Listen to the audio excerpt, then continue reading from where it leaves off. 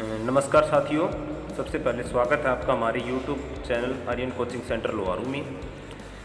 आने वाली video study की नोटिफिकेशन पाने के लिए आपको कुछ प्रक्रिया हैं ये करनी पड़ेंगी। सबसे पहले चैनल को सब्सक्राइब करें, लाल बॉक्स के अंदर जो है। इसके बाद जो सामने बेल आइकन है इसको प्रेस कर दें ताकि आपको आने वाली वीडियो की नोटिफिकेशन सबसे पहले आपको प्राप्त हो। Thank you. हेलो बच्चों, गुड मॉर्निंग एवरीबॉडी। देखो हम एलसीएम आगे बढ़ने जा रहे हैं। क्वेश्चन हमारा 4 घंटियां क्रम से 6, 8, 12 एवं 18 सेकंड के अंतराल पर बजती हैं। यदि वे 12 बजे एक साथ बजी हो तो फिर एक साथ कब बजे। और इसी में दूसरा क्वेश्चन भी डाल दिया कि 6 मिनट में वह कितनी बार एक साथ बजेंगे। तो देखो कहता है 1 घंटी है वो हर 6 सेकंड के बाद बजती है, दूसरी हर 8-8 सेकंड पे बजती है, ये 12-12 पर बजती है और ये 18-18 पर। ऐसी संख्या बतानी है जिसमें इन सभी संख्याओं का पूरा भाग चला जाए और ऐसी सब में छोटी संख्या कहलाती है उनका एलसीएम। मतलब इस क्वेश्चन में, घंटियों वाले क्वेश्चन में क्या निकालना होता है, हमें एलसीएम निकालना होता है। सबसे पहले हम इनका एलसीएम निकालेंगे।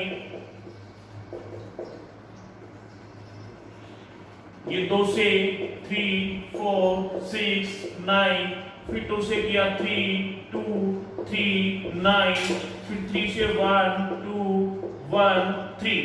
ये होगा 2 दूनी 4, 3 12, दूनी 24 किया 72। 72 ऐसी संख्या है सब में छोटी जिसमें 6 का भाग भी पूरा जा रहा है, 8 का भी जा रहा है, 12 का भी जा रहा है और 18 का भी पूरा भाग जा रहा है। मतलब 72 सेकंड पर जाकर ये चारों घंटियां एक साथ बजेंगी। इसलिए ये नहीं पूछा कितने सेकंड बाद, इसने बोला कि पहले वो 12 बजे एक साथ बजी थी, दोबारा एक साथ कब बजेंगी। हमें पता है अगली बार 72 सेकंड के बाद वो एक साथ बजेंगी और 72 सेकंड में 1 मिनट और 12 सेकंड होते हैं। तो इसका मतलब है पहले वो यदि 12 बजे बजी थी तो दोबारा बजेंगी 12:01 और 12 सेकंड।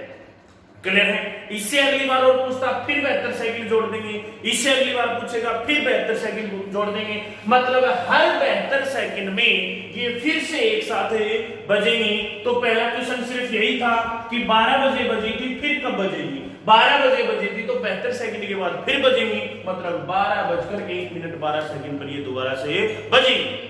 पहला क्वेश्चन कंप्लीट। दूसरा इसने पूछा है 6 मिनट में कितनी बार एक साथ बजेंगी। हमें पता है वो हर 72 सेकंड में एक साथ बज रही है। 72 पे बजी, फिर 72 दूनी 144 पे 72 किया 216, 72 चौके 292। हर 72 सेकंड बाद वो बजती जाएगी।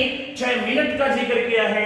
6 मिनट में 1 मिनट में 60 सेकंड होते हैं, 6 मिनट में 360 सेकंड होते हैं। तो इसने पूछा 360 सेकंड में कितनी बार बजेंगी। हर 72 सेकंड में बज रही है, 72 से हमने डिवाइड किया, कितनी बार आया 5 बार। लेकिन घंटियों वाले क्वेश्चन में ध्यान में रखना जितनी बार डिवाइड होगा उसमें एक ऐड और करना होगा। इसमें 5 बार नहीं, एक और जोड़ना होगा।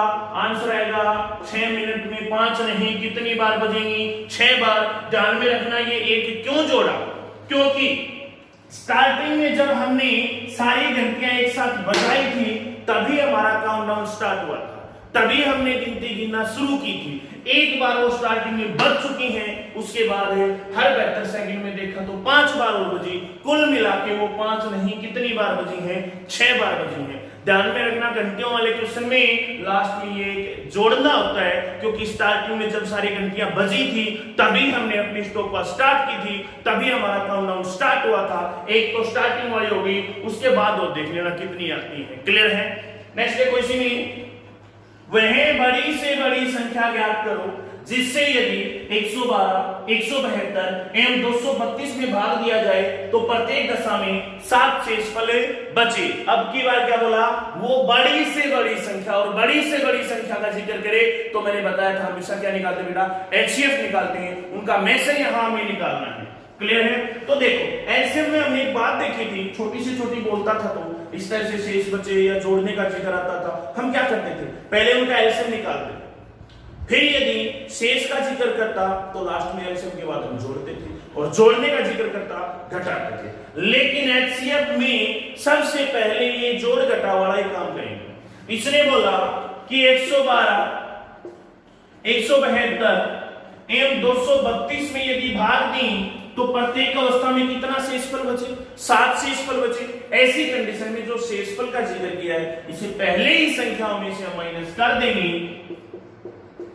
फिर जो हमारी नई संख्याएं आएंगी उनका हम क्या निकालेंगे बेटा? एचसीएफ निकालेंगे। करो यहां माइनस किया तो 105, यहां 165, ये 225, ये 3 हमारी नई संख्याएं बनी, इनका हमें एचसीएफ निकालना है। इनका एचसीएफ क्या आएगा? इनका एचसीएफ वो सब में बड़ी संख्या आएगी जिसका इन तीनों में पूरा पूरा भाग जाए।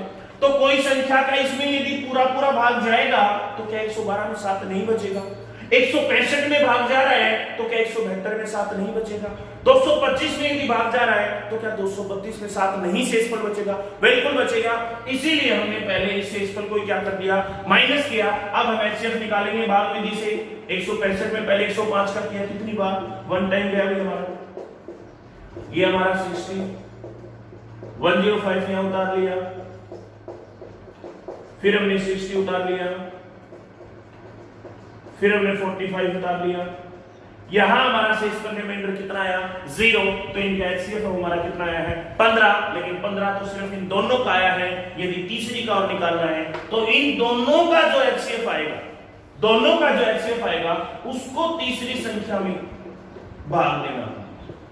इनका एचसीएफ 15 आया था, 15 को तीसरी संख्या में देंगे। अब देखो 15 का 15 बार पूरा पूरा डिवाइड हो रहा है, यहां भी शेषफल 0, तो इसका मतलब तीनों का ही एचसीएफ कितना आया है? 15।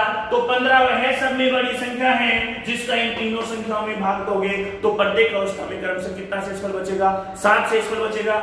ध्यान में यही रखना है कि एलसीएम में पहले एलसीएम निकालते हैं, उसके बाद जोड़ घटा करते हैं। एचसीएफ में जोड़ घटा पहले ही कर लेंगे, उसके बाद हम क्या निकालेंगे? उनका एचसीएफ। तो क्वेश्चन का आंसर कितना आएगा? 50। क्लियर है बच्चों? नेक्स्ट देखो बच्चों, वह बड़ी से बड़ी संख्या क्या है जिसे 526 एवं 1307 में यदि हम भाग दें तो क्रमशः कितना कितना 6 एवं 7 शेषफल बचे। बड़ी से बड़ी मतलब क्या निकालना बेटा? एचसीएफ निकालना है। और मैंने बताया था कि एचसीएफ में ये जोड़ घटाव वाला काम पहले ही कर लेंगे। क्वेश्चन था कि 526 में भाग दें तो 6 हमारा शेषफल बचे और 1307 में यदि भाग दें तो 7 हमारा शेषफल बचे। तो इन शेषफलों को पहले ही इन संख्याओं में से हम क्या कर लेंगे बेटा? माइनस कर लेंगे। नई संख्या हमें प्राप्त हुई है 520 एवं 1300। अब हम इन नई संख्याओं का हमें क्या निकालना होता है? एचसीएफ निकालना होता है। करो भाई 520 का सबसे पहले 1300 में करेंगे तो 2 बार चला जाएगा हमारा बेटा, फिर हमारा आया 260, यहां हमने 520 उतारा, ये 2 टाइम्स फिर चला गया हमारा, और इनका जो एचसीएफ हो कितना आया? 260। 260 वह सब में बड़ी संख्या है जिसका इन दोनों में भाग दोगे पूरा पूरा जाएगा, लेकिन इन दोनों में भाग दोगे तो प्रत्येक अवस्था में क्रमशः 6 एवं 7 शेषफल बचेगा। क्लियर है? नेक्स्ट देखो, वह बड़ी से बड़ी संख्या क्या है जिसे 25, 73 एवं 97 में भाग देने पर प्रत्येक अवस्था में समान शेषफल बचे। यहां हमें बता रहा था शेषफल कितना बचे, यहां ये नहीं बताया कितना बचे, सिर्फ एक बात बताई है जो भी बचे प्रत्येक अवस्था में समान शेषफल हमारा प्राप्त होना चाहिए। तो ऐसी कंडीशन में देखो या तो हम ऑप्शन की सहायता लेते हैं, देखो है, या फिर ऑप्शन की सहायता नहीं यदि हम लेना चाहते हैं तो देखो जितनी संख्याएं दे रखी हैं उन्हें आपस में एक दूसरे में से माइनस करो। जितनी संख्याएं हैं जो भी आपस में एक दूसरे में से माइनस कर दो और फिर जो नई संख्याएं बनेगी उनका एचसीएफ हमें निकालना। कब?